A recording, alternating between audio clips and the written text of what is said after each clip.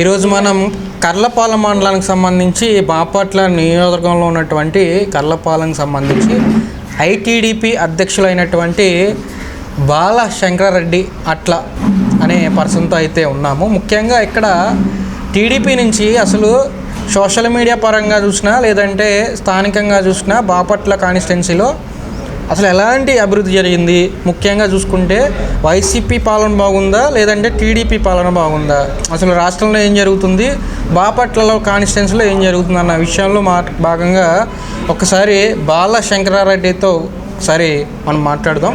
నమస్తే అండి. నమస్కారం.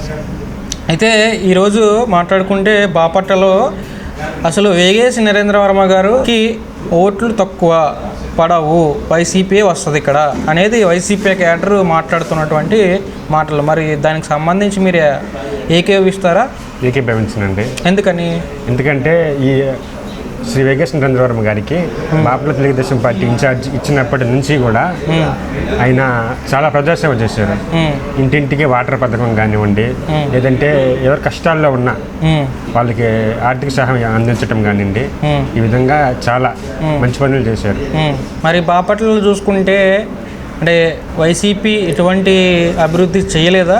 వైసీపీ ఎటువంటి అభివృద్ధి చేయలేదండి. ఒకసారి మీరు పల్లెటూర్లకు వస్తే రోడ్లన్నీ కూడా అధ్వానంగా ఉండేవి. ఇంతవరకు ఈ 5 సంవత్సరాల్లో ఒక్క రోడ్డు కూడా పల్లెటూరులో వేయలేదండి. మరి రోడ్ల విషయం మాట్లాడుకుంటే మొన్న రోజా గారు కూడా మేము దాదాపుగా 30,000 కోట్ల రూపాయలు దాటే మేము రోడ్లు వేసాము, మరి టీడీపీలో వేసింది 20,000 రూపాయలతోనే మాత్రమే అని చెప్పి అంటున్నారు. అంటే అప్పటికి ఇప్పటికీ చాలా పెరిగిందని మాట్లాడుతున్నారు కదా. అదంతా అబద్ధం అండి. ఏదైనా అభివృద్ధి జరిగితే మన కంటికి చూస్తాం కదండి. మనం ఈ కర్లపాలెం మండలం, పిట్నోలపాలెం మండలం, బాపట్ల మండలాల్లో పల్లెటూరులో ఒక చిన్న రోడ్డు కూడా వేయలేదు. ఎటువంటి అభివృద్ధి జరగలేదు. అదే టీడీపీ గవర్నమెంట్లో అయితే అనేకమైన రోడ్లు వేశారు, చాలా అభివృద్ధి జరిగింది. మరి పథకాలు ఇంటింటికి అందుతున్నాయి. దాదాపుగా 99% మేము ఇచ్చిన హామీలు నెరవేర్చామని చెప్పేసి వైసీపీ అంటున్నారు.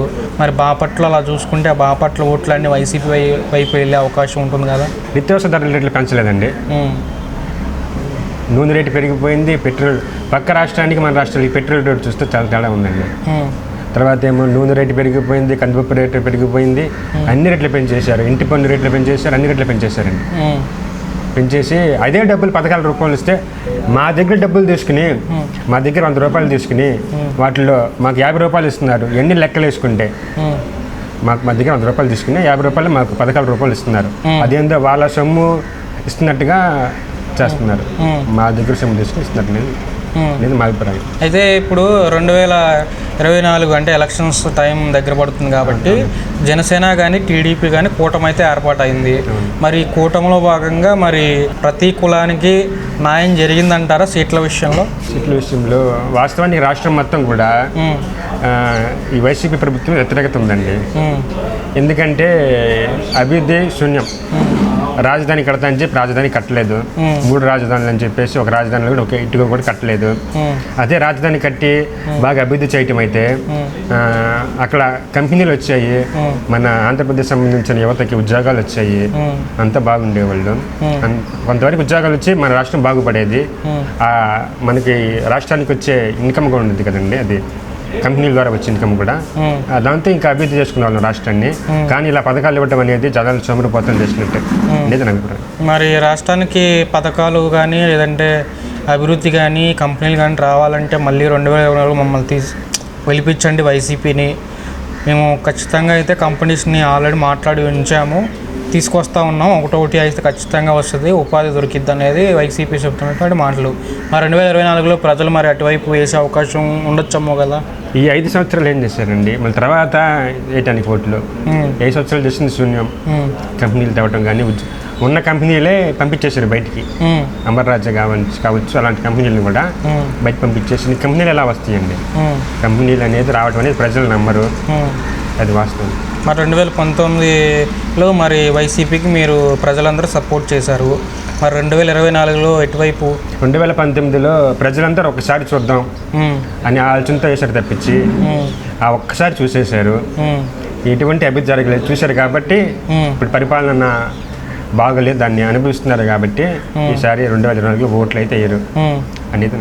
మరి బీసీలను బేస్ చేసుకొని బీసీ మైనారిటీ ఎస్సీ ఎస్టీ అందరూ కూడా మా వైపు ఉన్నారు, సిద్ధంగా ఉన్నారు గెలిపించడానికి మమ్మల్ని అని చెప్పేసి వైసీపీ సంబంధించి జగన్మోహన్ రెడ్డి గారు కానీ కేడర్ కానీ అయితే మాట్లాడుతున్నటువంటి మాటలు. మరి బడుగు బలహీన వర్గాలందరూ కూడా వైసీపీ వైపు ఉన్నారా, టీడీపీ వైపు ఉన్నారా? టీడీపీ వైపే ఉన్నారు. ఎందుకు? టీడీపీకి సంబంధించిన కొన్ని పథకాలు ఉంటాయి కదండి, కళ్యాణ్ అది పెళ్లికి సంబంధించిన పథకాలు. ఆ పథకాలు మేము ప్రజల్లోకి తీసుకెళ్ళకపోవడం వల్లే మేము ఓడిపోయాం, చెప్పుకోలేకపోయాం. కానీ జగన్మోహన్ రెడ్డి సోషల్ మీడియా ఉపయోగించుకొని అతను చేసింది పావులైతే రూపాయలు చెప్పుకున్నారు. మేము 2 రూపాయలు చేసింది అది చెప్పుకోలేకపోయాం. అందువల్లే 2019లో జరిగిందండి అది. దాంతోపాటు ఒక్క ఛాన్స్ అనేది కూడా జనాలు చూశారని. మరి 2024లో టీడీపీ అధికారంలోకి వస్తే ఎలాంటి అభివృద్ధి మనం చూడొచ్చు, అసలు ప్రజలు ఎట్లాంటి అభివృద్ధి చూడగలుగుతారు అనేది టీడీపీ హయాంలో మాట్లాడుకుంటే ఏం చెప్తారు మీరు? ఒకటండి, అభివృద్ధి అంటేనే టీడీపీ అండి. హైదరాబాద్లో ఒక కొండల్లో ఉన్న ప్రాంతాన్ని బాబు గారు ఎంతో అభివృద్ధి చేశారు, ఆ విషయం మనకి తెలిసిందే. అదేవిధంగా అమరావతి కూడా కట్టేసేసి, అంటే అమరావతి అంటే రాష్ట్రానికి ఖచ్చితంగా నడిబొడ్డు దగ్గర ఉంది, ఖచ్చితంగా మధ్యలో ఉంది.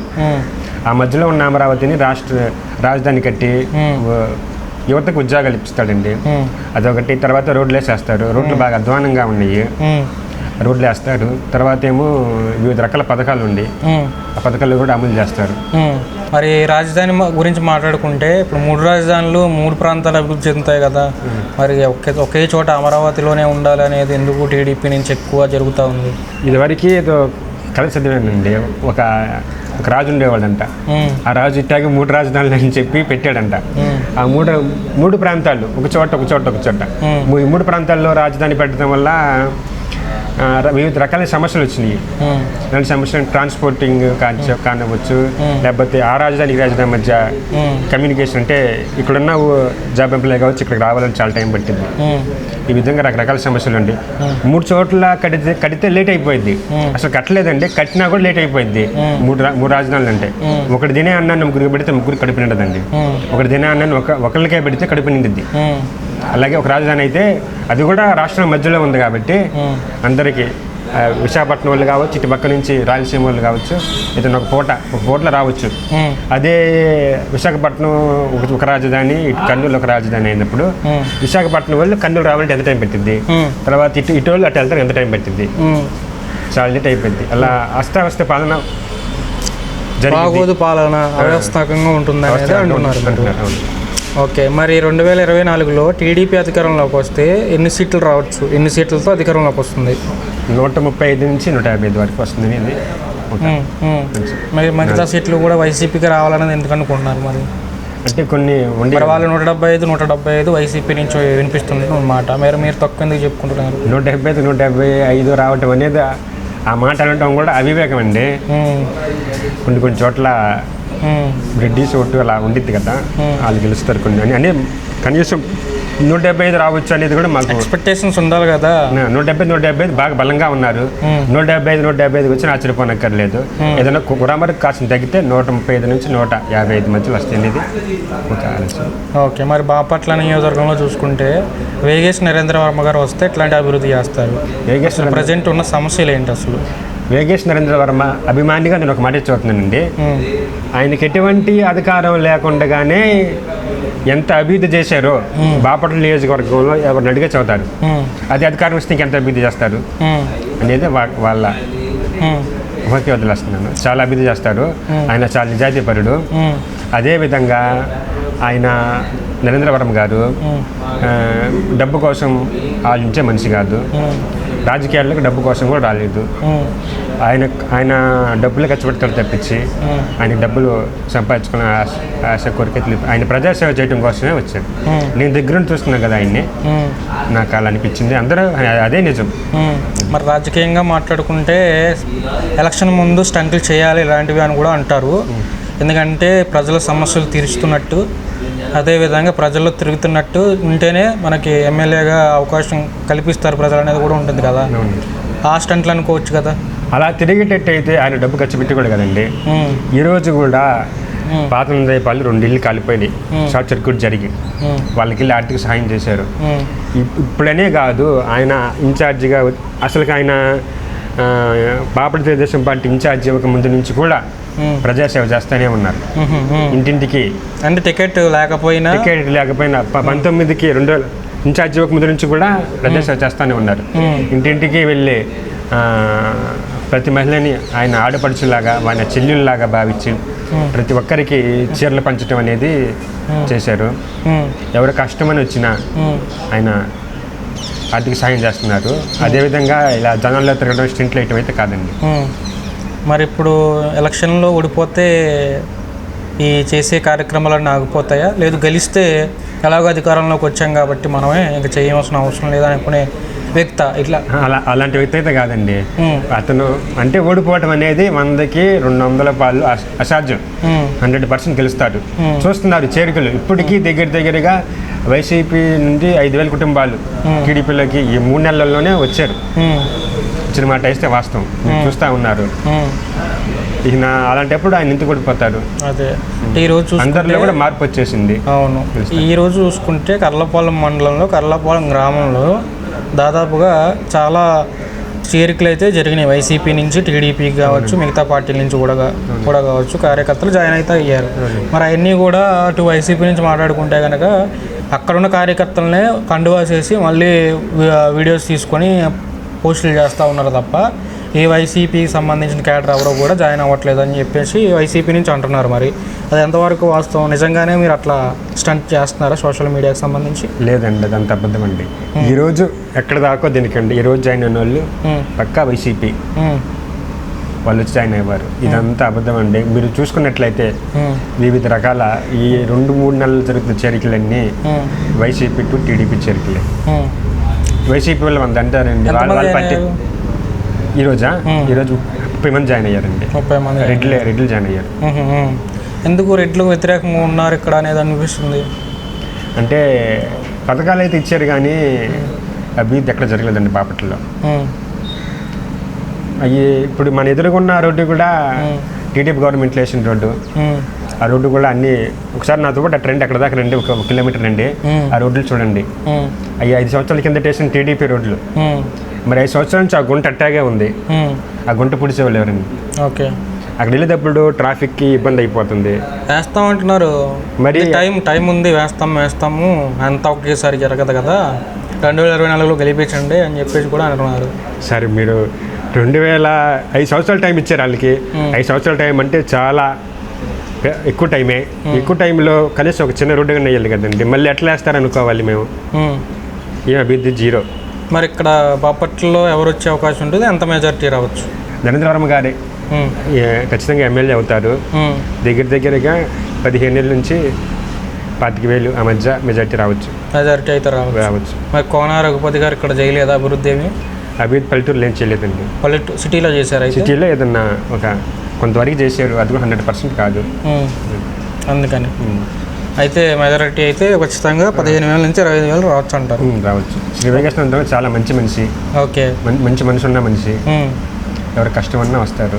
ఆయన అంటే ప్రజల్లో ఒక బ్రాండ్. బాపట్ల ప్రజలకి మీరు ఏం చెప్తారు చివరగా ఒక మాట చెప్పాలంటే? బాపట్ల ప్రజలకి ఏం చెప్తాను అంటే, 2 సార్లు కొందరకపోతే ఎమ్మెల్యే గెలిపించారు.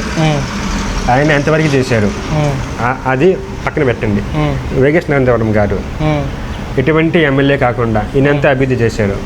ఈ 2 బేరే చేసుకుని ప్రజలు ఓటేస్తారనేది అనుకుంటున్నాను. చూశారు కదా, అట్లా బాలశంకర రెడ్డి గారు ఒకటే అంటున్నారు. ముఖ్యంగా ఇక్కడ 2019 కానీ 2014లో కానీ ఇక్కడ అధికారంలోకి వచ్చింది మాత్రం కోన రఘుపతి గారు ఎమ్మెల్యేగా అయితే చేశారు. అయితే ఆ 2 సార్లు చేసిన దానికి ఇక్కడ ఇక్కడ కాన్స్టిట్యున్సీలో ఉన్నటువంటి టీడీపీకి సంబంధించి వేగేశ్ నరేంద్ర గారు ఒకసారి తేడా చూడండి.